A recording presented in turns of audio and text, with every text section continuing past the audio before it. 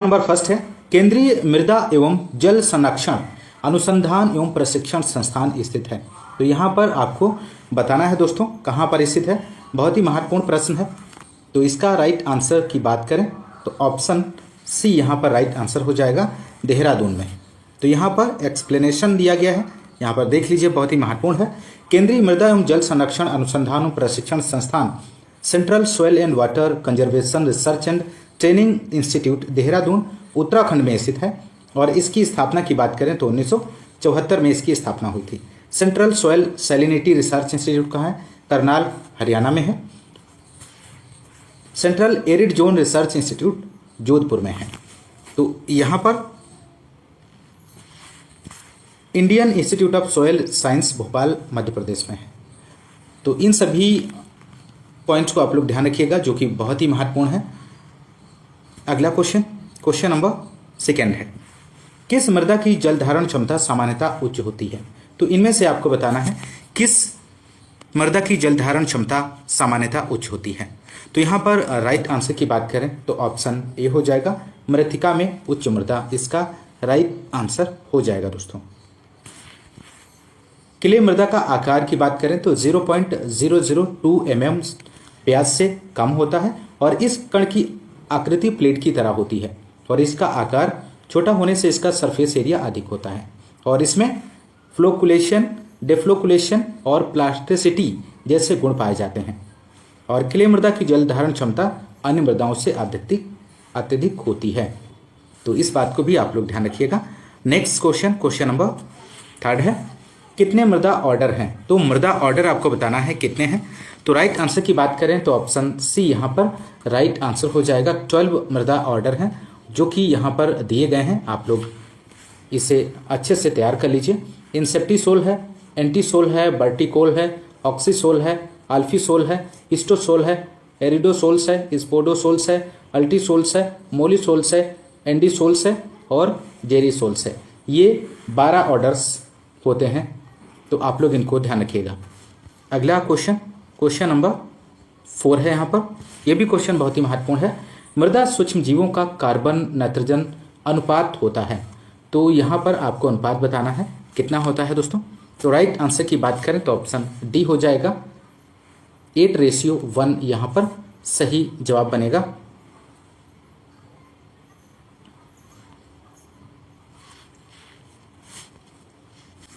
तो यहाँ पर एक्सप्लेनेशन दिया गया है।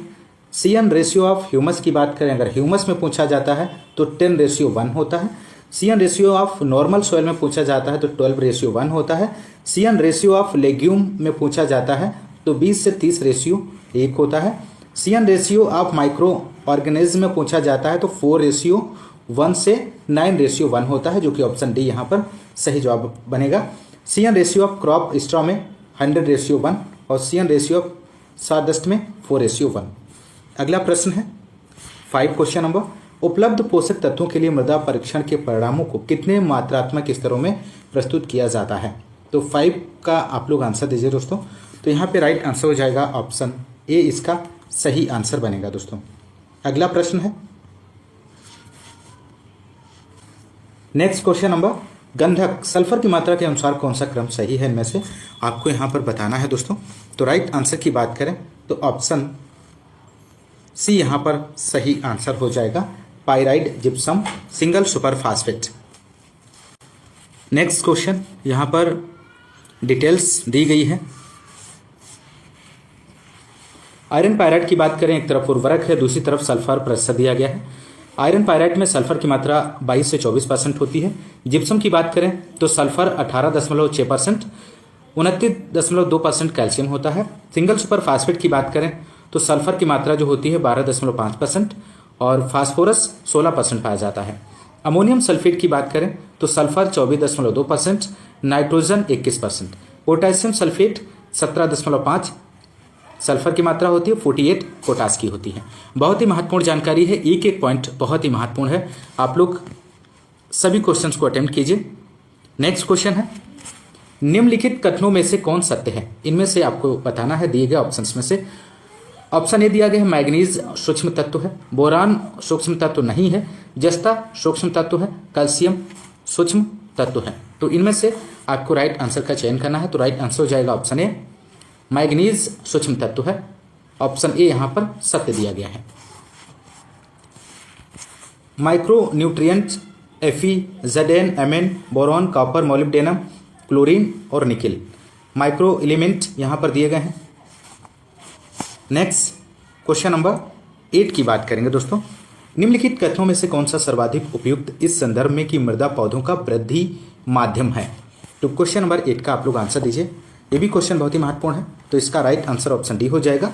यह पौधों को पोषक तत्व, जल, ऑक्सीजन और यांत्रिक आधार प्रदान करता है। बैकमैन एवं ब्रैडी के अनुसार बात करें तो मृदा वह प्राकृतिक पिंड है जो विच्छेदित एवं अपक्षयित खनिज पदार्थों तथा कार्बनिक पदार्थों के सड़ने से बने विभिन्न पदार्थों के परिवर्तनशील मिश्रण से प्रोफाइल के रूप में संश्लेषित होती है। Next question number 9।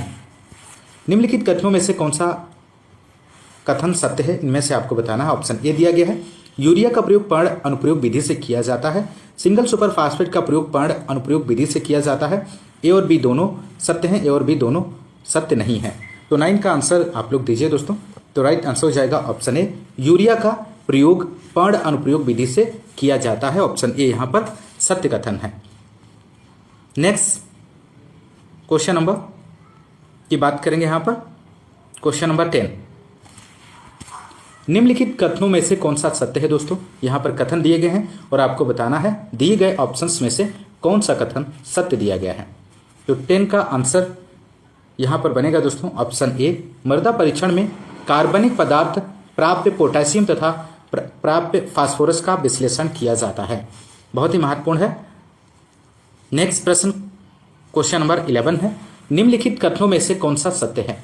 तो इनमें से आपको बताना है कौन सा सत्य है। ऑप्शन ए दिया गया है, बेसिक स्लैग नाइट्रोजन उर्वरक है, बेसिक स्लैग फास्फोरस उर्वरक है। ए और बी दोनों सत्य हैं, ए और बी दोनों सत्य नहीं है। तो 11 का आंसर यहाँ पर बनेगा option B, basic slag phosphorus उर्वरक हैं। इसका राइट जवाब हो जाएगा दोस्तों। नेक्स्ट क्वेश्चन नंबर 12 की बात करेंगे। निम्नलिखित कथनों में से कौन सा सत्य है? तो इसमें से भी आपको सत्य कथन का चयन करना है। नील हरी शैवाल जैव उर्वरक है, नील हरी शैवाल कार्बनिक खाद है। ए और बी दोनों सत्य है, ए और बी दोनों सत्य नहीं है। तो 12 का आंसर हो जाएगा ऑप्शन ए, नील हरी शैवाल जैव उर्वरक है। ऑप्शन ए यहाँ पर राइट जवाब हो जाएगा।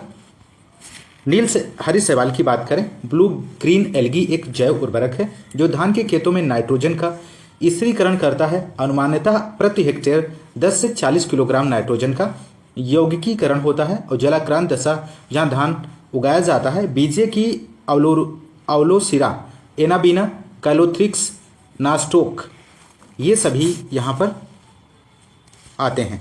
अगला है क्वेश्चन नंबर 13। निम्नलिखित कथनों में से कौन सा सत्य है? इसमें से भी आपको बताना है दिए गए ऑप्शंस में से कौन सा कथन सत्य है। तो यहाँ पर 13 का आप लोग आंसर दीजिए।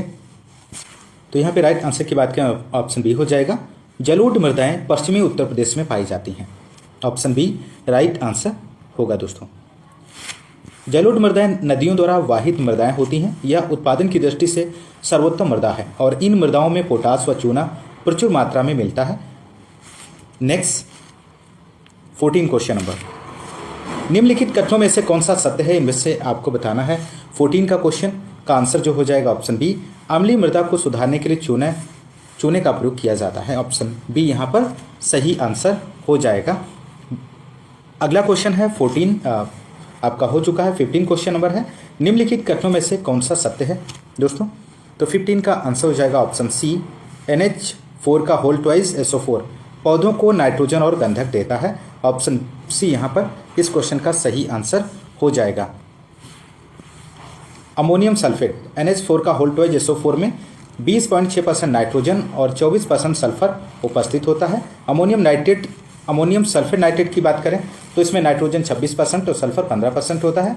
अमोनियम क्लोराइड में 26% नाइट्रोजन होता है और अमोनियम नाइट्रेट में 33 से 35% नाइट्रोजन पाया जाता है। क्वेश्चन नंबर नेक्स्ट 16 है यहाँ पर, निम्नलिखित कथनों में से कौन सा सत्य है? तो इसमें से भी आपको सत्य कथन का चयन करना है। तो 16 का आप लोग आंसर दीजिए। तो यहाँ पर राइट आंसर ऑप्शन बी हो जाएगा, पोटेशियम नाइट्रेट पौधों को पोटेशियम एवं नाइट्रोजन देता है? ऑप्शन बी इस क्वेश्चन का राइट आंसर होगा। पोटेशियम नाइट्रेट नाइट्रोजन एवं पोटास के लिए उत्तम स्रोत है। इसमें 13% नाइट्रोजन 44% पोटास पाया जाता है। इसका उपयोग मुख्यतः फल वृक्षों, तंबाकू जैसे फसलों एवं सब्जियों में होता है। तो muriate of potash 60%, sulphate of potash 48 से 52% और सल्फर 17 से 18%। एक एक प्रश्न बहुत ही महत्वपूर्ण है दोस्तों, और एक बार क्लास को आप लोग लाइक और शेयर कर दीजिए। नेक्स्ट क्वेश्चन नंबर 17 है, निम्नलिखित कथनों में से कौन सा सत्य है? इस क्वेश्चन का भी आप लोग आंसर दीजिए फटाफट दोस्तों। तो यहाँ पे राइट आंसर हो जाएगा ऑप्शन ए, नाइट्रोजन की कमी से पौधों की पत्तियां पीली हो जाती हैं। ऑप्शन ए यहाँ पर कथन सत्य है। Next question number 18 question number की बात करेंगे। निम्नलिखित कथनों में से कौन सा सत्य है? इसमें भी आपको सत्य कथन का चयन करना है। तो 18 का आंसर यहाँ पर बनेगा ऑप्शन बी, मृदा के कणों का संयोग मृदा संरचना कहलाता है। तो ऑप्शन बी यहाँ पर सही आंसर हो जाएगा। मिट्टी में उपस्थित बालू, सिल्ट एवं क्ले कणों के स्थापन क्रम अरेंजमेंट को मृदा संरचना सोयल स्ट्रक्चर कहते हैं। Arrangement of primary soil particles and aggregates into certain defined pattern called soil structure। तो मृदा में विद्यमान विभिन्न आकार के कणों के अपेक्षित अनुपात को मृदा गठन कहते हैं। नेक्स्ट क्वेश्चन 19 क्वेश्चन नंबर है, निम्नलिखित कथनों में से कौन सा सत्य है दोस्तों? सत्य कथन का यहाँ पर आपको चयन करना है। तो 19 का जो आंसर हो जाएगा ऑप्शन ए, धान में खैरा रोग जिंक की कमी से होता है। बहुत ही महत्वपूर्ण प्रश्न है। अगला प्रश्न है, बहुत ही महत्वपूर्ण जानकारी है। धान में खैरा रोग जिंक की कमी से होता है, जिसे सर्वप्रथम डॉक्टर YL नेने 1966 में पंतनगर कृषि विश्वविद्यालय में सर्वप्रथम देखा और मालूम किया। और इस रोग में पत्तियां पीली पड़कर बाद में कथई रंग के धब्बे पड़ जाते हैं। इसके उपचार हेतु 5 किलोग्राम जिंक सल्फेट को 20 किलोग्राम यूरिया अथवा 2.5 किलोग्राम बुझे हुए चूने को 1000 लीटर पानी में घोलकर प्रति हेक्टेयर की दर से छिड़काव करना चाहिए। बहुत ही महत्वपूर्ण जानकारी है। यहाँ से कई क्वेश्चन बनते हैं दोस्तों। धान में खैरा रोग जिंक की कमी से, और इसको सबसे पहले सर्वप्रथम YL नेने ने ये 1966 में किया था। पंतनगर कृषि विश्वविद्यालय में प्रथम पंतनगर कृषि विश्वविद्यालय में इन्होंने देखा था, और यहाँ पर उपचार के लिए ध्यान रखना है। Next 20 question number, डिस्ट्रिक्टिव insect pest act Bharat में किस वर्ष लागू किया गया था? मोस्ट इंपोर्टेंट प्रश्न है दोस्तों। यहाँ पर 20 का आंसर आप लोग दीजिए। तो राइट आंसर ऑप्शन डी हो जाएगा 1914 में। ऑप्शन डी इसका राइट आंसर बनेगा। तो यहाँ पर कुछ महत्वपूर्ण क्वेश्चन के पॉइंट दिए गए हैं। डिस्ट्रिक्टिव इंसेक्ट पेस्ट एक्ट 1914 में, भारतीय विष एक्ट की बात करें तो 1940 में, भारतीय औषध एक्ट 1940 में, और कीटनाशी अधिनियम बहुत पूछा जाता है 1968 में। नेक्स्ट है 21 क्वेश्चन नंबर, आम से काला टिप प्रकृति में निम्न गैसों में से किसकी उपस्थिति के कारण होता है? तो यहाँ पर आप लोग आंसर दीजिए, इसका राइट जवाब क्या बनेगा? तो 21 का आंसर हो जाएगा ऑप्शन डी, इसका सही जवाब बनेगा। उपयुक्त सभी इसका राइट आंसर हो जाएगा। कार्बन मोनोऑक्साइड, सल्फर डाइऑक्साइड और एथिलीन, ये सभी ऑप्शन सही हैं। क्वेश्चन नंबर 22 है, एकीकृत नासी जीव प्रबंधन का राष्ट्रीय केंद्र स्थित है। तो कहाँ पर स्थित है दोस्तों? तो राइट आंसर की बात करें तो ऑप्शन ए हो जाएगा, नई दिल्ली में स्थित है। यहाँ पर एक्सप्लेनेशन दिया गया है, एकीकृत नासी जीव प्रबंधन का राष्ट्रीय केंद्र नई दिल्ली में स्थित है। NCIP की बात करें तो national centre for integrated pest management, new Delhi 1988। IIBC international institute of biological control West Indies, और यहाँ पर PDBC दिया गया, project directorate of biological control, Bangalore में स्थित है। अगला प्रश्न क्वेश्चन नंबर 23 है, भारत में आधुनिक पादप रोग विज्ञान के जनक कौन है? मोस्ट इंपोर्टेंट प्रश्न है दोस्तों, यहाँ पर इसका आंसर आपको देना है। तो भारत में आधुनिक पादप रोग विज्ञान के जनक कौन है? EJ बटलर हैं। दिए गए ऑप्शंस में से सभी जो ऑप्शंस हैं वो गलत दिए गए हैं। EJ बटलर पादप रोग विज्ञान के जनक हैं दोस्तों। तो यहाँ पर नीचे पॉइंट दिए गए हैं जो कि बहुत ही महत्वपूर्ण है। Father of modern plant pathology in India EJ Butler को माना जाता है। Father of plant pathology Anton de Bary हैं। Father of Indian plant bacteriology M.K. Patel हैं। और father of Indian rust K.C. Mehta. Most important है, आप इससे ध्यान रखिएगा। R.S. Singh 1978 book plant disease. Y L ने reported Khaira disease of rice due to deficiency of zinc. Next question number 24 है, निम्नलिखित में से कौन सा सल्फर कवकनाशी है? तो इनमें से आपको बताना है कौन सा सल्फर कवकनाशी के अंतर्गत आता है। तो राइट आंसर हो जाएगा टेप्टाफॉल, इसका सही आंसर बनेगा। नेक्स्ट है 25, स्टेप्टोसाइक्लिन एक है कवकनाशी है, जीवाणुनाशक है, कीटनाशी है, सूत्रकृमिनाशी है। तो 25 का आंसर आप लोग दीजिए। तो राइट आंसर हो जाएगा जीवाणुनाशक है। अगला क्वेश्चन नंबर 26, जैव नियंत्रण में किसको शामिल नहीं किया जाता है? तो 26 का आंसर हो जाएगा दोस्तों ऑप्शन डी, फ्यूजेरियम को जैव नियंत्रण में शामिल नहीं किया जाता है।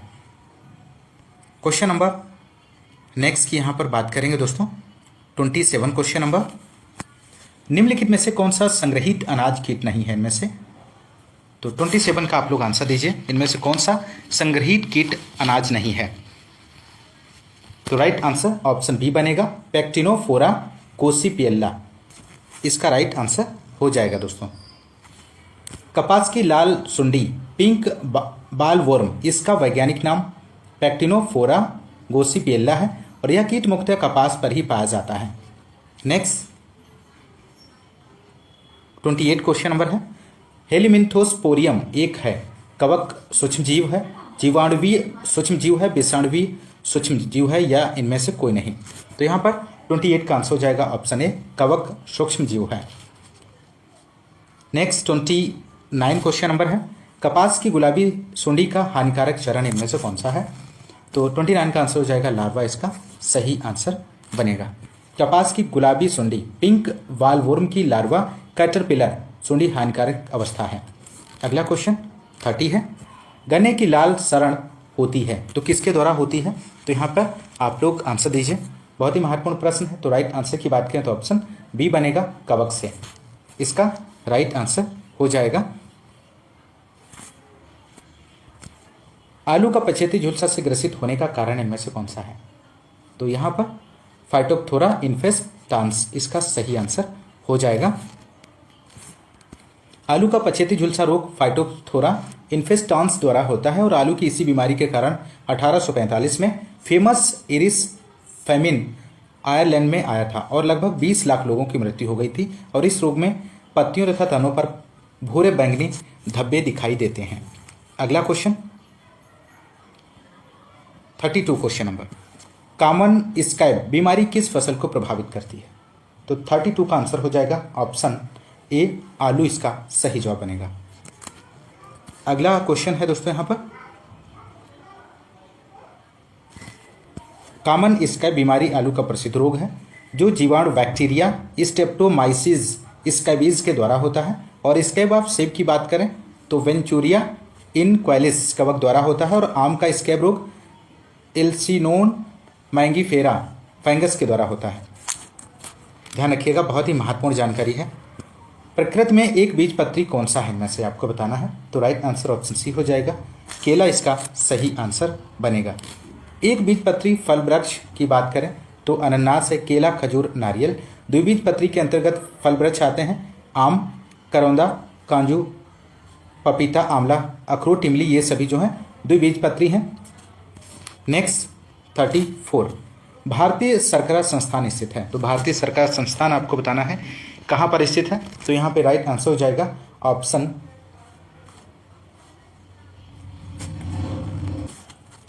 तो यहाँ पर इसका जो राइट आंसर हो जाएगा दोस्तों, यहाँ पे दिया गया है IISR Indian institute of sugar cane research Lucknow 1952 में, SBI sugar cane breeding institute Coimbatore Tamil Nadu 1912 में, NSI national sugar institute Kanpur में है, NBRI national botanical research institute Lucknow में स्थित है, IIPR Indian institute of pulse research Kanpur में है, CPRS central potato research institute Meerut Uttar Pradesh में है, CISH की बात करें तो central institute for sub tropical horticulture Lucknow में है, CICMAP central institute of medicinal and aromatic plant Lucknow में स्थित है। बहुत ही महत्वपूर्ण जानकारी है दोस्तों, एक एक क्वेश्चन बहुत ही महत्वपूर्ण है, इन सभी को अच्छे से आप तैयार कर लीजिए। नेक्स्ट है, निम्नलिखित में से कौन सही सुमेलित नहीं है? इनमें से एक तरफ फसल है, दूसरी तरफ बीज दर किलोग्राम प्रति हेक्टेयर में दिया गया है। तो 35 का जो आंसर हो जाएगा ऑप्शन सी यहाँ पर सही आंसर बनेगा। नेक्स्ट क्वेश्चन, यहाँ पर अगला क्वेश्चन दिया गया है और यहाँ पर बात करें दोस्तों मूंग की, तो मूंग यहाँ पर सुमेलित नहीं है, क्योंकि मूंग और उड़द की बात करें तो इसमें 12 से 15 केजी प्रति हेक्टेयर बीज की आवश्यकता होती है। खरीफ के लिए 12 से 15 और जायद की बात करें तो 20 से 25 केजी, इस बात को भी ध्यान रखिएगा, प्रति हेक्टेयर। नेक्स्ट 36 क्वेश्चन नंबर है, सूची फर्स्ट को सूची सेकंड से सुमेलित कीजिए और सूचियों के नीचे दिए गए कोड से सही उत्तर चुनिए। एक तरफ सूची फर्स्ट है, दूसरी तरफ सूची सेकंड दी गई है, आपको यहाँ पर सही मिलान करना है। तो इसका राइट आंसर ऑप्शन जो बनेगा दोस्तों ऑप्शन सी हो जाएगा। यहाँ पर ए का थर्ड, बी का फर्स्ट, सी का फोर्थ और डी का सेकेंड। हरित क्रांति की बात करें तो इसका मिलान थर्ड से हो जाएगा, डॉक्टर एम एस स्वामीनाथन है। श्वेत क्रांति डॉक्टर वर्गीज कुरियन। पीली क्रांति की बात करें तो बिंदेश्वर प्रसाद जी हैं और गुलाब क्रांति की बात करें तो इसका संबंध दुर्गेश पटेल से हो जाएगा। नेक्स्ट क्वेश्चन है, यहाँ पर बहुत ही महत्वपूर्ण जानकारी है, आप लोग इसे देख लीजिएगा। हरित क्रांति डॉक्टर एम एस स्वामीनाथन, इनका संबंध फसल उत्पादन से है। और श्वेत क्रांति की बात करें तो डॉक्टर वर्गीज कुरियन है, दुग्ध उत्पादन से इनका संबंध है। पीली क्रांति बिंदेश्वर प्रसाद सिंह, तिलहनी फसलों के उत्पादन से इनका संबंध है। गुलाबी क्रांति का जनक दुर्गेश पटेल हैं और इनका संबंध प्याज और मांस उत्पादन से है। और नीली क्रांति की बात करें तो मछली उत्पादन से। भूरी क्रांति उर्वरक उत्पादन, सिल्वर क्रांति अंडा उत्पादन और सुनहरी क्रांति केल चड्ढा फल उत्पादन से है। महत्वपूर्ण है, आप लोग ध्यान रखिएगा पॉइंट्स को। नेक्स्ट 37, सस्य विज्ञान का जनक किसे कहा जाता है? ये भी क्वेश्चन बहुत ही महत्वपूर्ण है। तो 37 का आप लोग आंसर दीजिए। तो राइट आंसर की बात करें तो ऑप्शन बी हो जाएगा, पीटर डी क्रेसेंजी सस्य विज्ञान के जनक माने जाते हैं। तो यहाँ पर सस्य विज्ञान के जनक पीटर डी क्रेसेंजी हैं। खरपतवार विज्ञान के जनक जेथ्रो टुल हैं। मृदा विज्ञान के जनक पूछा जाए तो बीबी डॉकुचेव हैं। कीट विज्ञान के जनक विलियम किर्वी हैं और पादप रोग विज्ञान के जनक एंटोन डी बेरी हैं। यहाँ से एक क्वेश्चन आपके एग्जाम में ज़रूर देखने को मिलेगा, तो आप लोग इसे बहुत अच्छे से तैयार कर लीजिए। नेक्स्ट क्वेश्चन है, इनमें से किसको भारत में कृषि मौसम विज्ञान का जनक कहा जाता है? एक एक क्वेश्चन बहुत ही बेहतरीन है दोस्तों। तो यहाँ पर आपको आंसर देना है 38 का। तो राइट आंसर हो जाएगा option A, professor LA. Ramdas, इसका राइट जवाब हो जाएगा दोस्तों। तो एल.ए. रामदास, लक्ष्मी नारायण पुरम, अनंत कृष्णन रामदास 3 जून 1900 से 1 जनवरी 1979 एक भारतीय भौतिकी विज्ञानी और मौसम वैज्ञानिक थे और जिन्होंने रामदास परत लेयर की वायुमंडलीय घटना की खोज करने के लिए जाना जाता है। बहुत ही महत्वपूर्ण पॉइंट्स है। नेक्स्ट 39 है, निम्नलिखित में से कौन सा एक सही सुमेलित नहीं है? एक तरफ फसल है और उसकी जलमांग सेंटीमीटर प्रति हेक्टेयर में दी गई है। तो 39 का आप लोग आंसर दीजिए दोस्तों। तो यहाँ पे राइट आंसर हो जाएगा ऑप्शन सी, अरहर। अरहर की जलमांग 50 से 60 यहाँ पर दी गई है, जो कि सुमेलित नहीं है। अगला प्रश्न, यहाँ पर जलमांग दी गई है, आप लोग धान में जलमांग 1200 mm प्रति हेक्टेयर, गेहूं में 450 से 650 mm प्रति हेक्टेयर और बाजरा में 450 से 610 mm प्रति हेक्टेयर, चना में 160 से 200 mm प्रति हेक्टेयर, जूट में 300 से 450, कपास में 560 से 620, गन्ना में 1500 से 1600 और मटर में 350 से 500। अगला प्रश्न है यहाँ पर क्वेश्चन नंबर 40, सूची फर्स्ट का सूची सेकंड से सुमेलित कीजिए तथा सूचियों के नीचे दिए गए कोड से सही उत्तर चुनिए। सूची फर्स्ट एक तरफ है, दूसरी तरफ सूची सेकंड दी गई है, आपको यहाँ पर मिलान करना है। तो राइट आंसर जो हो जाएगा ऑप्शन ए यहाँ पर सही जवाब बनेगा। ए का 4, तंबाकू में टॉपिंग की क्रिया होती है और मक्का में टासलिंग और सनई में रेटिंग और कपास में लिंटिंग की क्रिया की जाती है। अगला प्रश्न है यहाँ पर 41 क्वेश्चन नंबर, निम्नलिखित में से गेहूं की फसल की सिंचाई हेतु कौन सी एक अति महत्वपूर्ण अवस्था है इनमें से? तो यहाँ पर आपको बताना है। तो राइट आंसर की बात करें तो ऑप्शन डी हो जाएगा, शिखर मूल बनने की अवस्था, जिसे CRI कहते हैं। यहाँ पर गेहूं में सिंचाई के लिए महत्वपूर्ण अवस्थाएं दी गई हैं। जब एक सिंचाई उपलब्ध हो तो कब सिंचाई करनी चाहिए? क्राउन रूट इनिशिएशन, जो 21 दिनों के बाद की जाती है। दो सिंचाई अवेलेबल हो तो CRI स्टेज पे करेंगे पहली सिंचाई, और दूसरी बूट स्टेज पे 70 से 80 दिन के बाद। तीन सिंचाई यदि अवेलेबल हो तो CRI स्टेज पे, मिल्क स्टेज और बूट स्टेज पे। चार और अधिक सिंचाई के लिए ये यहाँ पर क्रम दिया गया है। CRI, late tillering, late jointing stage, flowering, milk stage और डफ स्टेज। नेक्स्ट है 42 क्वेश्चन नंबर, निम्नलिखित में से कौन सा एक सही सुमेलित नहीं है? एक तरफ फसल है, दूसरी तरफ खरपतवार नासी दिए गए हैं। तो यहाँ पर 42 का आंसर ऑप्शन ए हो जाएगा, सरसों 2,4-D सोडियम सॉल्ट खरपतवार नासी का प्रयोग नहीं किया जाता है। ऑप्शन ए जो है यहाँ पर सही सुमेलित नहीं है। एक तरफ फसल है, दूसरी तरफ खरपतवार नासी है।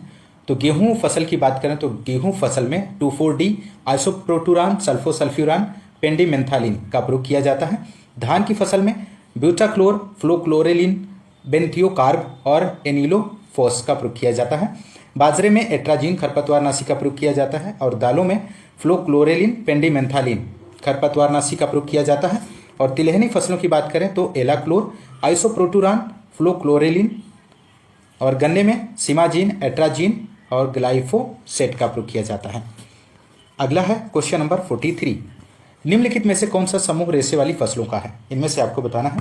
तो राइट आंसर हो जाएगा सनई, जूट, कपास फसलें, इसका सही आंसर बन जाएगा दोस्तों। तो रेशे वाली फसलें कपास, जूट, सनई है। सरकरा वाली फसलें यदि पूछी जाती है तो गन्ना, चुकंदर। तिलहनी फसलें सरसों, अलसी, सूरजमुखी, कुसुम, मूंगफली, अंडी, तिल, तोरिया आती है। और लघु धान्य स्मॉलर मिलेट की बात करें तो रागी है, चेना, साबा, कोदो, काकुन। तो ये सभी ध्यान रखिएगा। अगला प्रश्न है 44 क्वेश्चन नंबर, सूची फर्स्ट का सूची सेकंड से मिलान करें तथा सूचियों के नीचे दिए गए कोड का प्रयोग करते हुए सही उत्तर चुनिए। सूची फर्स्ट एक तरफ है, दूसरी तरफ सूची सेकंड दी गई है दोस्तों। तो यहाँ पर आपको इसका राइट आंसर देना है। तो राइट आंसर हो जाएगा ऑप्शन ए का थर्ड, बी का फर्स्ट, सी का 2 और डी का 4। धान्य फसल की बात करें तो गेहूं है। चारा फसल की बात करें तो लूसन है। दलहन फसल अरहर है। और तिलहन फसल यहाँ पर नेक्स्ट धान्य फसलें दी गई हैं, धान, गेहूं, मक्का, ज्वार, बाजरा, जौ। दलहनी फसलें सोयाबीन, अरहर, मूंग, उड़द, मोठ, ग्वार। और चारा की फसलें जई, बरसीम, लूसन, ज्वार, बाजरा, लोबिया, मक्का, दीनानाथ, घास, सूडान, ये सभी जो हैं चारे वाली फसलें हैं। नेक्स्ट 45 क्वेश्चन नंबर है, निम्नलिखित में से कौन सा सही सुमेलित नहीं है? एक तरफ फसल है, दूसरी तरफ प्रजाति दी गई है। तो 45 का आंसर ऑप्शन सी हो जाएगा, मसूर की गौरव प्रजाति नहीं है। यहाँ पर ऑप्शन सी जो है सुमेलित नहीं दिया गया है। मटर की बात करें तो रचना, इंद्र, पूसा, प्रभात, जय, सपना, आदर्श, ये सभी प्रजातियां हैं। अरहर की प्रजातियों की बात करें तो शारदा, लक्ष्मी, बसंत, बहार, प्रभात, UPAS 120 बहुत ही महत्वपूर्ण है।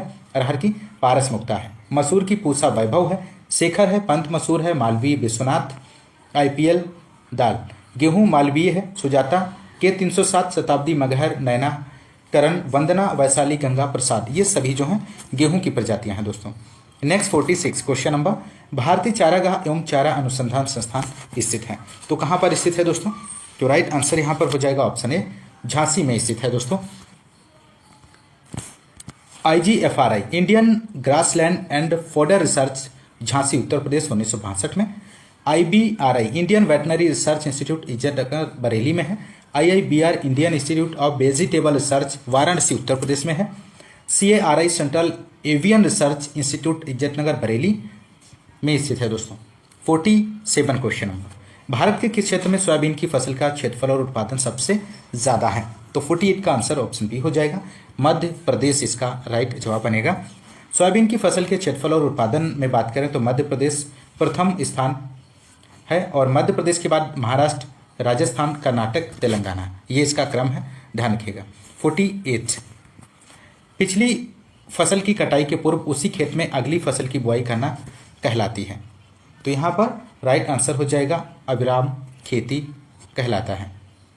नेक्स्ट 49 है, सिंचाई की बौछारी स्प्रिंकलर विधि सर्वोत्तम होती है। तो राइट आंसर हो जाएगा ऊंची नीची भूमि के लिए। बौछारी सिंचाई में पानी को वर्षा या फुहारा बौछार के रूप में डाला जाता है। 2.5 बार से अधिक दबाव पर कार्य करती है। यह विधि धान व जूट को छोड़कर अन्य सभी फसलों में अपनाई जाती है। नेक्स्ट है यहाँ पर 50 क्वेश्चन नंबर, निम्नलिखित सिंचाई की विधियों में किसकी जल उपयोग क्षमता सर्वाधिक है। तो 50 का आंसर आप लोग दीजिए दोस्तों। तो यहाँ पे राइट आंसर हो जाएगा ऑप्शन बी, बौछारी सिंचाई इसका सही जवाब बनेगा। नेक्स्ट क्वेश्चन 51 है, केंद्रीय विश्वविद्यालय जिसमें कृषि संकाय नहीं है, इनमें से आपको बताना है। तो राइट आंसर हो जाएगा केंद्रीय विश्वविद्यालय इलाहाबाद में कृषि संकाय नहीं है। नेक्स्ट 52 है, फूल गोभी में ब्राउनिंग की समस्या का कारण इनमें से क्या है। तो राइट आंसर बोरान की कमी इसका सही जवाब हो जाएगा। नेक्स्ट क्वेश्चन 53, मोनोसियस और एंड्रोमोनोसियस फॉर्म्स आमतौर पर पाए जाते हैं। तो किस में पाए जाते हैं। तो राइट आंसर हो जाएगा खरबूजा में। अगला प्रश्न है 54 क्वेश्चन नंबर, खरबूजा बीज क्षेत्र को अलग किया जाना चाहिए। तो राइट आंसर आप लोग यहाँ पर दीजिए दोस्तों। तो इसका जो राइट आंसर हो जाएगा ऑप्शन डी, उपयुक्त सभी इसका सही जवाब बनेगा। अगला प्रश्न है 55, बैंगन का पौधा है, इनमें से आपको बताना है। तो राइट आंसर हो जाएगा दिवस निरपेक्ष, डे न्यूट्रल प्लांट है। यहाँ पर बहुत ही महत्वपूर्ण जानकारी दी गई है। शॉर्ट डे प्लांट के अंतर्गत राइस आएगा, sugar cane, tobacco, potato, soybean, ये सभी जो हैं शॉर्ट डे प्लांट के अंतर्गत आते हैं। लॉन्ग डे प्लांट में कैबेज आ जाएगा, henbane, oat, beet root, spinach, onion और कैरेट। डे न्यूट्रल प्लांट में cucumber, maize, sunflower, tomato, brinjal, chilli, cotton, ये सभी जो हैं डे न्यूट्रल प्लांट के अंतर्गत आते हैं। आंवला फल की नेक्रोसिस बीमारी किस कमी से होती है। मोस्ट इंपोर्टेंट प्रश्न है 56 क्वेश्चन नंबर, आप लोग आंसर दीजिए। तो यहाँ पे राइट आंसर हो जाएगा बोरान। बोरान की कमी से फ्रूट नेक्रोसिस इन आंवला में, वाटर कोर इन एप्पल में, crown choking in coconut, splitting in carrot, brown heart of turnip और heart rot of marigold. 57, golden delicious किसकी एक प्रजाति है। तो गोल्डन डेलिशियस सेब की एक प्रजाति है। अगला प्रश्न है 58 क्वेश्चन नंबर, निम्नलिखित में से कौन सा एक विटामिन ए का बेहतर स्रोत है। तो विटामिन ए का बेहतर स्रोत इनमें से आपको बताना है। तो राइट आंसर हो जाएगा ऑप्शन बी, आम। इस क्वेश्चन का सही आंसर हो जाएगा दोस्तों। विटामिन ए आम, पपीता में पाया जाता है। विटामिन B1 काजू अखरोट में, और B2 काजू, बेल, लीची, पपीता, अनानास, अनार में। और विटामिन सी की बात करें जो कि बहुत ही महत्वपूर्ण है, बारबेडास चेरी में सबसे ज़्यादा मात्रा में विटामिन सी पाया जाता है। 59, मल्लिका एक संकर प्रजाति है। तो मल्लिका आपको बताना है किस फसल की संकर प्रजाति है। तो यहाँ पे राइट आंसर हो जाएगा ऑप्शन ए, आम की एक संकर प्रजाति है। और यहाँ पर संकर प्रजातियाँ दी गई हैं, Mallika Neelam into Dasheri, Amrapali Dasheri into Neelam, Ratna Neelam into Alphonso, Sindhu Ratna into Alphonso, ये बीज रहित है। और पूसा लालिमा दशहरी इंटू अल्फांसो है, पूसा श्रेष्ठ अम्रपाली इंटू सेशन। अगला है 60, मिर्च में तीखेपन का कारण इनमें से कौन सा है दोस्तों। तो यहाँ पे राइट आंसर हो जाएगा ऑप्शन डी, कैप्सेसिन। अगला प्रश्न, मिर्च में तीखापन कैप्सेसिन, और मूली में तीखापन आइसोसाइनेट, खीरे में कड़वाहट कुकुरबिटेसिन, और करेले में कड़वाहट मेमोरडिकोसाइट, और प्याज में गंध एलाइल प्रोपाइल डाइसल्फाइड, और लहसुन में गंध की बात करें तो एलाइसिन डाई एलाइल डाइसल्फाइड के कारण होती है। 61 क्वेश्चन है, किन्नू एक संकर प्रजाति है। तो किन्नू आपको बताना है किसकी एक संकर प्रजाति है। तो मैंडारिन ऑरेंज संतरा की प्रजाति है। महत्वपूर्ण प्रश्न है, पूछा जाता है प्याज में तीखेपन का प्रमुख कारण क्या है। तो प्याज में तीखेपन का प्रमुख कारण है एलिल प्रोपिल डाइसल्फाइड। अगला प्रश्न है नेक्स्ट क्वेश्चन नंबर है 63, बैंगन की उत्पत्ति स्थान आपको बताना है यहाँ पर। तो राइट आंसर हो जाएगा ऑप्शन डी, भारत इसका सही आंसर बनेगा। बैंगन की बात करें तो बोटैनिकल नेम सोलेनम मेलोनजिना है, फैमिली सोलेनेसी है, क्रोमोसोम नंबर 2n बराबर 24 है, ओरिजिन इंडिया है, सीड रेट 400 से 500 ग्राम बीज प्रति हेक्टेयर। नेक्स्ट क्वेश्चन यहाँ पर है, टमाटर की क्रोमोसोम संख्या आपको यहाँ पर बतानी है। तो 64 का आंसर क्या बनेगा? तो 24 इसका सही जवाब बनेगा। टमाटर में क्रोमोसोम 2n इक्वल 24, मैक्सिको और पेरू इसका उत्पत्ति स्थान है। मटर की बात करें तो 2n इक्वल 14, इथोपिया इसका उत्पत्ति स्थान है। मिर्च में 2n बराबर 24 ब्राज़ील है। सेम में 22 और 24 इसके क्रोमोसोम होते हैं और भारत में इसका उत्पत्ति स्थान है। 65 क्वेश्चन नंबर है, भारतवर्ष का राष्ट्रीय फल आपको बताना है। तो 65 का आंसर हो जाएगा ऑप्शन बी, आम है। तो दोस्तों इस क्लास में हम लोग 65 क्वेश्चंस को देखेंगे और बाकी के जो क्वेश्चंस आपके शेष रह गए हैं इस क्वेश्चन पेपर के, वो नेक्स्ट वीडियो में आपको प्रोवाइड करा दिए जाएंगे और ये पीडीएफ भी आपको टेलीग्राम चैनल पर अवेलेबल करा दी जाएगी। तो यदि आपको क्लास पसंद आ रही है तो ज़्यादा से ज़्यादा लाइक और शेयर करना मत भूलिएगा और चैनल पर नए हैं तो सब्सक्राइब जरूर कीजिएगा। आज की इस क्लास में बस इतना ही, मिलते हैं नेक्स्ट क्लास में, तब तक के लिए नमस्कार, जय हिंद। इस क्वेश्चन पेपर के क्वेश्चन नंबर 66 से, जो कि ये रहा आपकी स्क्रीन पर, केले का अचानक पकना किसकी वृद्धि के साथ होता है? तो 66 का आप लोग आंसर दीजिए दोस्तों। तो राइट आंसर की बात करें यहाँ पर तो ऑप्शन बी हो जाएगा, इथिलीन यहाँ पर सही आंसर बनेगा दोस्तों। इथाइलिन पादपों का एक प्राकृतिक उत्पाद है जिसे बर्ग नामक वैज्ञानिक ने पादप हार्मोन सिद्ध किया। यह हार्मोन पुष्पी पौधों में पुष्प को कम करता है। तो यहाँ पर आप लोग ध्यान रखिएगा, बहुत ही महत्वपूर्ण जानकारी है। अगला प्रश्न है क्वेश्चन नंबर 66, फल एवं उनसे निर्मित पदार्थों के खराब होने के माध्यम इनमें से आपको बताने हैं। तो राइट आंसर हो जाएगा उपयुक्त सभी, केवल कवक, केवल एंजाइम, केवल बैक्टीरिया, ये सभी यहाँ पर राइट जवाब बनेगा दोस्तों। फल एवं उनसे निर्मित पदार्थों के खराब होने के माध्यम कवक, बैक्टीरिया, जीवाणु, एंजाइम है और इनसे बचाने के लिए फलों या उनसे बने पदार्थों की निर्जमीकरण, स्टरलाइजेशन करके काइनिंग डिब्बाबंदी करते हैं, जो कि वायुरोधी होता है। नेक्स्ट क्वेश्चन नंबर 68 है, येलो वेन मोजेक एक गंभीर बीमारी है। तो इनमें से आपको बताना है किसकी एक गंभीर बीमारी है। तो यहाँ पे राइट आंसर की बात करें तो ऑप्शन ए हो जाएगा, भिंडी यहाँ पर सही आंसर बनेगा दोस्तों। येलो वेन मोजेक पीट सीरा मोजाइक रोग भिंडी का प्रमुख रोग है जो वायरस द्वारा होता है। तो इस बात को भी आप लोग ध्यान रखिएगा, वायरस के द्वारा फैलता है। अगला प्रश्न 69 है, किस प्रदेश में केले की सर्वाधिक पैदावार होती है? तो यहाँ पर 69 का आंसर आप लोग दीजिए। तो राइट आंसर हो जाएगा ऑप्शन बी, तमिलनाडु इसका राइट जवाब बनेगा दोस्तों। भारतवर्ष में आम तथा नींबू प्रजाति के बाद केले का ही नंबर आता है और भारत में तमिलनाडु, महाराष्ट्र, कर्नाटक, आंध्र प्रदेश, गुजरात, उत्तर प्रदेश में उगाई जाती है। केले के उत्पादन में तमिलनाडु अग्रणी राज्य है और आम उत्पादन उत्तर प्रदेश में अग्रणी राज्य है। और लीची की बात करें तो लीची उत्पादन में बिहार अग्रणी राज्य है। तो इतनी महत्वपूर्ण जानकारी आपको मिल जाती है इस क्वेश्चन से, आप लोग ध्यान रखिएगा। नेक्स्ट 70 क्वेश्चन नंबर, निम्नलिखित में से किस सब्जी में सबसे ज्यादा विटामिन ए मिलता है? तो इनमें से आपको बताना है। तो राइट आंसर हो जाएगा यहाँ पर ऑप्शन ए, माफ कीजिएगा ऑप्शन बी यहाँ पर सही जवाब बनेगा, गाजर यहाँ पर सही आंसर हो जाएगा दोस्तों। विटामिन ए की बात करें तो गाजर में, टमाटर, मटर, सलजम, चुकंदर, सलाद, इन सभी में विटामिन ए पाया जाता है। और विटामिन बी की बात करें तो सलाद, मटर, टमाटर, प्याज, इन सभी में विटामिन बी पाया जाता है। और विटामिन सी टमाटर, सलाद, मेथी में पाया जाता है। अगला प्रश्न है यहाँ पर 71, निम्नलिखित में से कौन सा एक बहुभ्रूणीय फल है? इनमें से आपको बताना है, बहुत ही महत्वपूर्ण प्रश्न है। तो 71 का आंसर ऑप्शन ए हो जाएगा, आम इसका सही आंसर बनेगा दोस्तों। नेक्स्ट क्वेश्चन नंबर 72 है। 72 क्वेश्चन नंबर, बीटी कल्चर कहा जाता है। तो बीटी कल्चर किसे कहा जाता है दोस्तों? तो बीटी कल्चर अंगूर उत्पादन से संबंधित है। तो यहाँ पर बीटी कल्चर की बात करें तो अंगूर उत्पादन से संबंधित है। एपी कल्चर मधुमक्खी पालन से संबंधित है।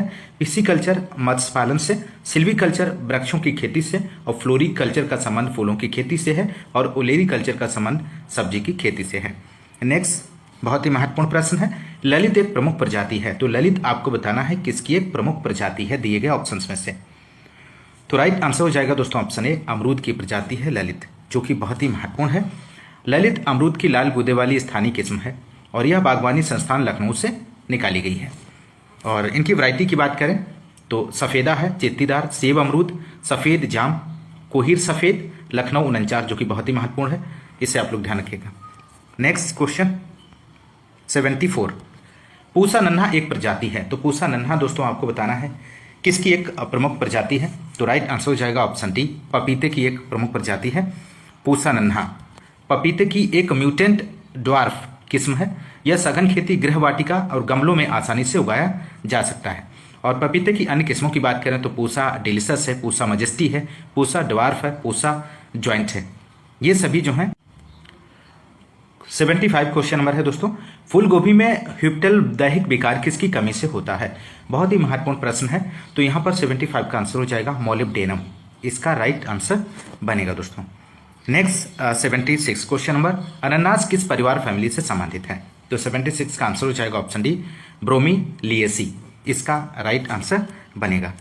यहाँ पर ब्रोमीलिएसी की बात करें तो पाइनएप्पल, और एनोनेसी के अंतर्गत कस्टर्ड एप्पल आता है, और मोरेसी के अंतर्गत फिग आता है, मायरेटेसी के अंतर्गत गुआवा, और एपोसाइनेसी के अंतर्गत करौंदा आता है। तो बहुत ही महत्वपूर्ण जानकारी है, आप लोग इसे ध्यान रखिएगा।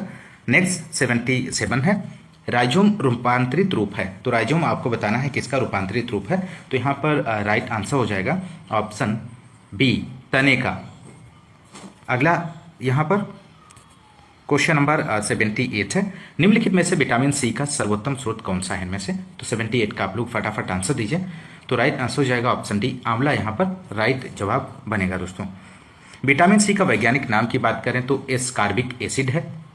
विटामिन सी का सबसे अच्छा स्रोत बारबेडास चेरी है, ध्यान रखिएगा, जिसमें 2000 मिलीग्राम प्रति 100 ग्राम विटामिन सी पाई जाती है। उसके बाद आंवले में 600 मिलीग्राम प्रति 100 ग्राम पाया जाता है। विटामिन सी के स्रोत की बात करें तो बारबेडास चेरी में सबसे ज़्यादा, उसके बाद आंवला, उसके बाद साइट्रस का।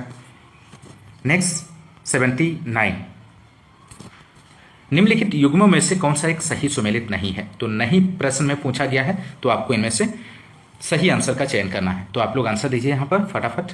तो राइट आंसर हो जाएगा ऑप्शन सी, ह्यूंगोडी ब्रीज संकर ओझ, यहाँ पर ऑप्शन सी राइट जवाब हो जाएगा। नेक्स्ट क्वेश्चन नंबर यहाँ पर 80 क्वेश्चन नंबर है दोस्तों, सूची फर्स्ट को सूची सेकंड से सुमेलित कीजिए और सूचियों के नीचे दिए गए कूट से सही उत्तर चुनिए। सूची फर्स्ट में सबसे अधिक उत्पादन दिया गया और सूची सेकंड में राज्य दिए गए हैं। तो यहाँ पर आपको आंसर देना है, यहाँ पर मिलान कीजिए आप लोग और राइट आंसर का जवाब दे दिए। यहाँ पर क्या बनेगा। तो राइट आंसर हो जाएगा ऑप्शन सी, यहाँ पर सही जवाब बनेगा। ए का 4 हो जाएगा, बी का फर्स्ट और सी का 2 और डी का 3rd। तो कपास का जो मिलान हो जाएगा वो गुजरात से हो जाएगा, गन्ने का मिलान उत्तर प्रदेश से, और जूट का जो मिलान हो जाएगा पश्चिम बंगाल, और चाय का असम से हो जाएगा। बहुत ही महत्वपूर्ण मोस्ट इंपॉर्टेंट प्रश्न है दोस्तों, और आप लोग ध्यान रखिएगा। यहाँ पर डिटेल दी गई है।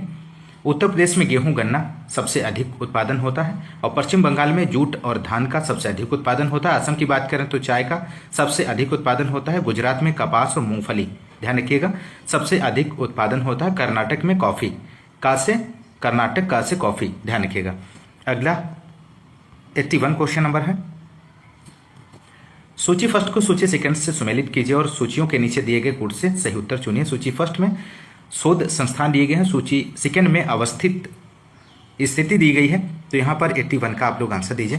तो राइट आंसर की बात करें तो ऑप्शन बी यहाँ पर सही जवाब हो जाएगा। ए का सेकंड, बी का 3rd, सी का 4 और डी का 1st। तो IIPR की बात करें तो Indian institute of pulse research Kanpur Uttar Pradesh में है, सेकंड से मिलान हो जाएगा। और IIVR की बात करें तो Indian institute of vegetable research Varanasi Uttar Pradesh में है, 3rd से मिलान हो जाएगा। IIW तथा BR की बात करें तो Indian institute of wheat and barley research Karnal में है, ऑप्शन 4 से यहाँ पर मिलान हो जाएगा। IIRR की बात करें तो Indian institute of rice research Hyderabad में है। बहुत ही महत्वपूर्ण जानकारी है, आप लोग ध्यान रखिएगा। नेक्स्ट क्वेश्चन है 82, भारत में हरित क्रांति के संदर्भ में कौन सा इसके स्रोत के संबंध में सही है। तो गेहूं और धान की बौनी प्रजातियों के प्रयोग के कारण, सेकंड है अच्छे फसल प्रबंधन के कारण। नीचे दिए गए कोड से सही उत्तर चुनिए। तो यहाँ पर दोनों, पहला और दोनों ऑप्शन जो है राइट आंसर बनेगा दोस्तों। नेक्स्ट है 83 क्वेश्चन नंबर, ट्रिटिकेल निम्नलिखित किन दो के बीच संकरण द्वारा विकसित की गई है। ये भी क्वेश्चन बहुत ही अच्छे लेवल का है। तो यहाँ पर आप लोग आंसर दीजिए 83 का। तो राइट आंसर हो जाएगा ऑप्शन ए, गेहूं और राई, यहाँ पर सही जवाब बनेगा। यहाँ पर डिटेल देख लीजिए। रिम्फू ने 1890 में पहला अंतरजातीय संकरण इंटरजेनेरिक क्रॉस गेहूं और राई के बीच किया, जिसका परिणाम ट्रिटिकेल है। नेक्स्ट 84 क्वेश्चन नंबर, ICAR नई दिल्ली द्वारा किस वर्ष में राष्ट्रीय बीज निगम की स्थापना की गई थी। तो राइट आंसर आप लोग यहाँ पर दीजिए 1963 इसका सही जवाब बनेगा दोस्तों यदि आपको क्लास पसंद आ रही तो क्लास को एक बार लाइक जरूर कीजिए। राष्ट्रीय कृषि अनुसंधान परिषद ICAR नई दिल्ली ने राष्ट्रीय बीज निगम NSC की स्थापना 1963 में किया था और राष्ट्रीय बीज अधिनियम को 1966 में पास किया था। तो अधिनियम 1966 में पास हुआ था और राष्ट्रीय बीज निगम की स्थापना 1963 में हुई थी। अगला क्वेश्चन 85 है, पादप प्रजनक द्वारा विकसित किसी प्रजाति के बीज को क्या कहते हैं। तो यहाँ पर 85 का आप लोग आंसर दीजिए और राइट आंसर हो जाएगा प्रजनक बीज कहते हैं वह बीज जिसके उत्पादन का नियंत्रण संबंधित पादप प्रजनकों द्वारा पादप प्रजनन से संबंधित कार्यक्रम के अंतर्गत किया जाता है। यह बीज अति शुद्ध होता है और यह बीज नाभिकीय बीज द्वारा उगाया जाता है, नाभिकीय बीज के द्वारा उगाया जाता है, ध्यान रखिएगा। नेक्स्ट है 86 क्वेश्चन नंबर, निम्नलिखित में से कौन सा जैव तकनीक का उत्पाद है। इनमें से 86 का आप लोग आंसर दीजिए। तो यहाँ पे राइट आंसर की बात करें तो उपयुक्त सभी इसका राइट जवाब हो जाएगा। बीटी कपास, गोल्डन चावल, फ्लेयर, सेवर, टमाटर। नेक्स्ट है 87 क्वेश्चन नंबर, संकर धान की खेती निम्नलिखित किस देश सबसे ज्यादा लोकप्रिय है। इनमें से आपको बताना है। तो यहाँ पे राइट आंसर हो जाएगा चीन, सही आंसर बनेगा। नेक्स्ट 88 क्वेश्चन नंबर की बात करेंगे दोस्तों, भारत में उगाई जाने वाली धान की प्रजातियां निम्नलिखित में से किस समूह से संबंधित हैं। तो यहाँ पर 88 का आंसर की बात करें तो ऑप्शन ए हो जाएगा इंडिका, राइट जवाब बनेगा।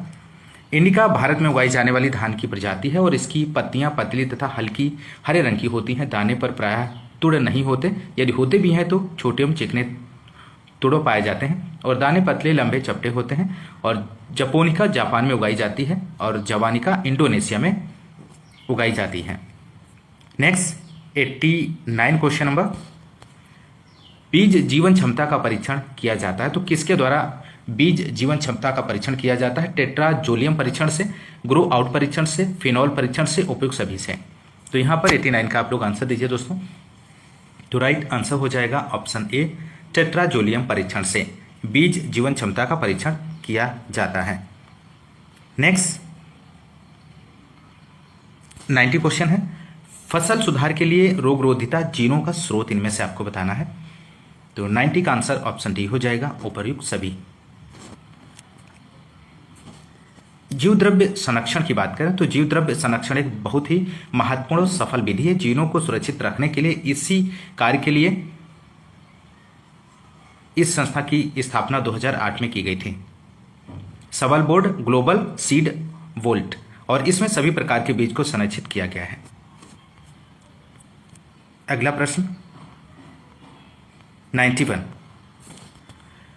इक्रिसैट किस देश में स्थित है। तो इक्रिसैट की बात करें तो ऑप्शन डी हो जाएगा, यहां पर भारत में स्थित है।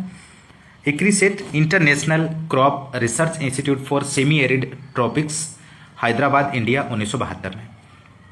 सिमटी की बात करें, CIMMYT it is Mexican word which denotes international center for maize and wheat improvement of Mexico in 1966। तो 92 क्वेश्चन नंबर है, निम्नलिखित में से कौन सा C4 पौधा है इनमें से।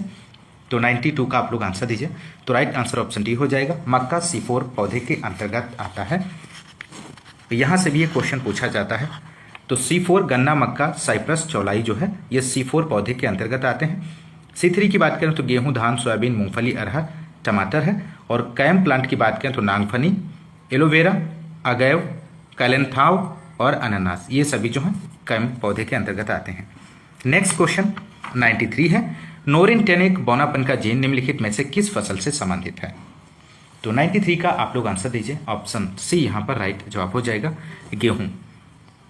नोरिन-टेन नामक छोटे प्रजाति को 1948 में यस्सी सेलेमोम सलेमोन जापान से यूएसए ले गए और यूएसए में नोरिन जीन्स का उपयोग कर डॉक्टर ओए बोगल ने गेंस नामक एक बौने शीत गेहूं को विकसित किया और इसी क्रम में डॉक्टर नॉर्मल ई बोरलॉग द्वारा सीमिट में 1961 से 62 में कई अन्य प्रजातियां विकसित की गई। डॉक्टर एनी बोरलॉग को नोबेल पुरस्कार से सम्मानित किया गया। नेक्स्ट है 94। निम्नलिखित में से मेहसाना नस्ल का मूल स्थान कौन सा है इनमें से? तो 94 का आप लोग आंसर दीजिए। तो राइट आंसर ऑप्शन डी हो जाएगा, भारत इसका सही जवाब बनेगा। एक तरफ भैंस की नस्लें दी गई हैं, दूसरी तरफ उनके मूल स्थान है। तो मेहसाना की बात करें, मेहसाना गुजरात मूल स्थान है इसका। नागपुरी की बात करें तो नागपुर महाराष्ट्र। सुरती की बात करें तो बड़ौदा गुजरात में। जफराबादी की बात करें तो जफराबाद काठियावाड़। और मुर्रा की बात करें हरियाणा दिल्ली उत्तर प्रदेश। नेक्स्ट यहाँ पर 95 है। असंबंधित नर एवं मादा पशुओं के संभोग करने की विधि को क्या कहते हैं? तो यहाँ पे 95 का आप लोग आंसर दीजिए दोस्तों। तो राइट आंसर हो जाएगा ऑप्शन सी, बहिप्रजनन कहते हैं दोस्तों। आप लोग ध्यान रखिएगा, बहिप्रजनन। अगला प्रश्न है यहाँ पर 96। निम्नलिखित में से कौन सी प्रजाति की बकरी जमुनापारी बकरी से समानता रखती है? यह भी क्वेश्चन बहुत ही महत्वपूर्ण है, एक एक प्रश्न बहुत ही महत्वपूर्ण है दोस्तों। तो क्लास को पूरा देखें, सभी क्वेश्चंस को आप अटेम्प्ट करने की कोशिश कीजिए। तो राइट आंसर यहाँ पर 96 का हो जाएगा बीटल। बीटल इसका सही जवाब बनेगा। बीटल यहाँ पर राइट आंसर हो जाएगा दोस्तों।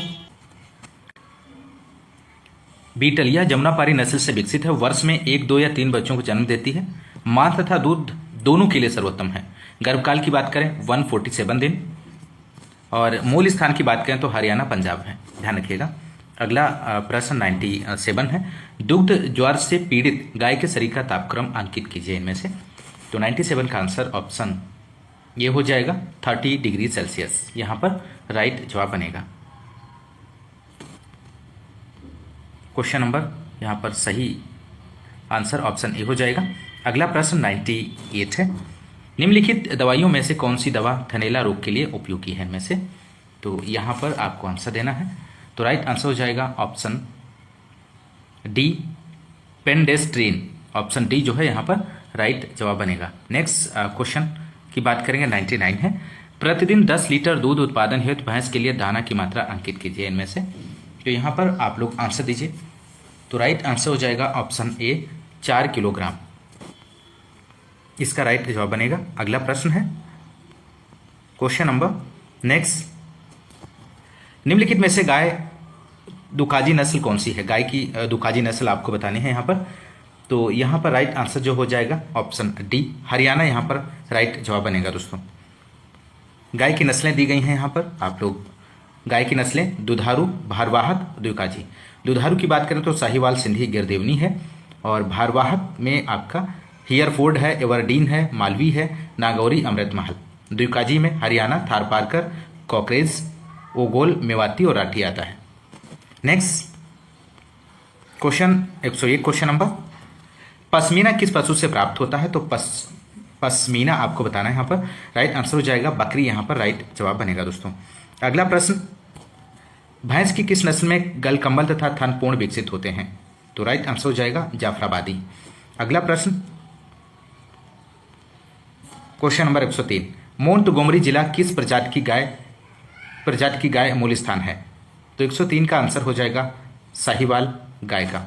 अगला प्रश्न यहाँ पर बहुत ही महत्वपूर्ण क्वेश्चन है। हिन्नी प्रसंस्करण किन पशुओं का क्रॉस है? तो राइट आंसर हो जाएगा घोड़ा इंटू गधी का। अगला प्रश्न है 105 क्वेश्चन नंबर। निम्नलिखित में से कौन सी द्वितीयक तत्व नहीं है इनमें से? तो 105 का आप लोग आंसर दीजिए। तो राइट आंसर हो जाएगा मैग्नीज, यहाँ पर सही जवाब बनेगा दोस्तों। तो यहाँ पर भूमि से प्राप्त पोषक तत्व, हवा या पानी से प्राप्त पोषक तत्व यहाँ पर दिए गए हैं, कार्बन, ऑक्सीजन, हाइड्रोजन। और बहुमात्रिक या मुख्य तत्व में प्राथमिक तत्व, द्वितीयक तत्व आते हैं। प्राथमिक में नाइट्रोजन, फास्फोरस, पोटास, द्वितीयक में कैल्शियम, मैग्नीशियम, गंधक। और सूक्ष्म मात्रिक तत्व के अंतर्गत लोहा, मैग्नीज, तांबा, जस्ता, ये सभी जो सूक्ष्म मात्रिक तत्व हैं दोस्तों, ध्यान रखिएगा। Next 106 question number. सूची फर्स्ट का सूची सेकंड से सुमेलित कीजिए और सूचियों के नीचे दिए गए कोड से सही उत्तर चुनिए। सूची फर्स्ट एक तरफ है, दूसरी तरफ सूची सेकंड दी गई है और ये भी क्वेश्चन बहुत ही महत्वपूर्ण है, आप लोग इससे मिलान कीजिए दोस्तों। और इसका आंसर क्या बनेगा, तो राइट आंसर हो जाएगा ऑप्शन बी, यहाँ पर सही आंसर हो जाएगा। ए का सेकंड, बी का 4, सी का थर्ड और डी का फर्स्ट। राइजोबियम जपोनिकम की बात करें तो इसका जो मिलान हो जाएगा वो सेकंड से हो जाएगा सोयाबीन, और राइजोबियम मेलिलोटाई का जो मिलान हो जाएगा वो लूसन में, और राइजोबियम ट्राइफोलाई का जो मिलान हो जाएगा बरसीम से, और राइजोबियम लेग्यूमिनोसोरम का मिलान हो जाएगा मटर से। नेक्स्ट यहाँ पर क्वेश्चन नंबर 107 है, पौधों के लिए उपलब्ध प्रतिशत नाइट्रोजन एवं फास्फोरस अनुसार कौन डाई अमोनियम फास्फेट उर्वरक है। तो नाइट्रोजन का परसेंट एक तरफ है, एक तरफ फास्फोरस का परसेंट दिया गया है। तो यहाँ पर आप लोग आंसर दीजिए। तो राइट आंसर हो जाएगा ऑप्शन बी, 18 और 46 इसका राइट जवाब बनेगा। डीएपी की बात करें तो डीएपी में 18% नाइट्रोजन, 46% फास्फोरस, और मोनो अमोनियम फास्फेट की बात करें तो 11% nitrogen, 48% phosphorus. Single super phosphate में 16% फास्फोरस, 19% कैल्शियम और गंधक 12%। डीएसपी डबल सुपर फास्फेट में 32% फास्फोरस, और टीएसपी ट्रिपल सुपर फास्फेट में 46 से 48% फास्फोरस पाया जाता है। बहुत ही महत्वपूर्ण जानकारी है दोस्तों, आप लोग ध्यान रखिएगा। अगला क्वेश्चन 108 क्वेश्चन नंबर है, मृदा सूक्ष्म जीव जो विनाइट्रीकरण के लिए जिम्मेदार हैं इनमें से आपको बताना है। तो राइट आंसर हो जाएगा ऑप्शन ए, नाइट्रोबैक्टर स्पीसीज, इसका राइट जवाब बनेगा। अगला क्वेश्चन नंबर 109 है, वायुमंडलीय गैस की तुलना में मृदा वायुमंडल की सांद्रता बहुत अधिक होती है। तो सबसे अधिक सांद्रता किसकी होती है, तो राइट आंसर हो जाएगा कार्बन डाइऑक्साइड की। अगला प्रश्न है, यहाँ पर वायुमंडलीय वायु की बात करें तो नाइट्रोजन 78.08 और ऑक्सीजन 20.95% पाया जाता है, कार्बन डाइऑक्साइड 0.03%। सतह पर मृदा वायु की बात करें नाइट्रोजन तो 79 से 80 और ऑक्सीजन 18.20% और कार्बन डाइऑक्साइड की बात करें तो 0.15 से 0.2। नेक्स्ट क्वेश्चन है क्वेश्चन नंबर 110, निम्नलिखित में से कौन सा मृदा निर्माणक कारक नहीं है इनमें से। तो नहीं पूछा गया है क्वेश्चन में, तो यहाँ पर आपको बताना है इनमें से कौन सा नहीं है।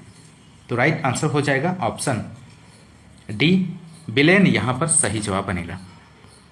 अगला क्वेश्चन है 111 क्वेश्चन नंबर, तिलहनी खली जिसमें नाइट्रोजन पोषक तत्व की अधिकतम प्रतिशत मात्रा होती है, तो इनमें से आपको बताना है। तो राइट आंसर हो जाएगा मूंगफली में। अगला क्वेश्चन 112 क्वेश्चन नंबर है, किस पोषक तत्व के न्यूनता लक्षण पौधों की पुरानी पत्तियों पर नहीं दिखाई देते हैं। तो यहाँ पर राइट आंसर ऑप्शन डी हो जाएगा, गंधक में। बहुत ही महत्वपूर्ण जानकारी दी गई है दोस्तों यहाँ पर, पोषक तत्व के न्यूनता लक्षण पौधों के भाग पर, तो पुरानी पत्तियों पर एनपीके, मैग्नीशियम और मोलिब्डेनम, और नई पत्तियों पर बात करें तो FeMnCu, कॉपर। पुरानी और नई दोनों पत्तियों पर Zn, ध्यान रखिएगा, और शीर्ष कलिका पर कैल्शियम और सल्फर, गंधक।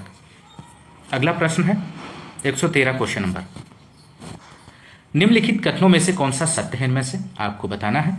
तो राइट आंसर की यहाँ पर हम बात करें तो ऑप्शन डी यहाँ पर सही जवाब हो जाएगा। मृदा निर्माण के कारक हैं जलवायु, पैतृक पदार्थ, जीवमंडल, स्थिराकृति और मृदा की उम्र, यहाँ पर सही जवाब बनेगा। 114 क्वेश्चन नंबर है, ह्यूमस में औसत संगठन के अनुसार पोषक तत्व किस क्रम में पाए जाते हैं। तो यहाँ पर आपको क्रम बताना है कि ह्यूमस में औसत संगठन के अनुसार पोषक तत्व किस क्रम में पाए जाते हैं दिए गए ऑप्शंस में से। तो राइट आंसर हो जाएगा ऑप्शन बी, कार्बन, ऑक्सीजन और नाइट्रोजन, ये क्रम इसका रहेगा।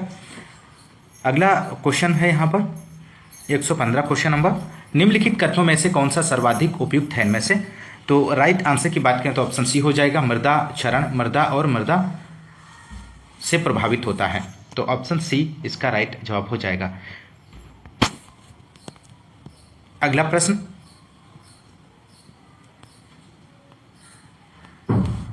यहाँ पर 115 क्वेश्चन नंबर का जो आंसर यहाँ पर मैंने आपको सी ऑप्शन बताया है, यहाँ पर सही जवाब है।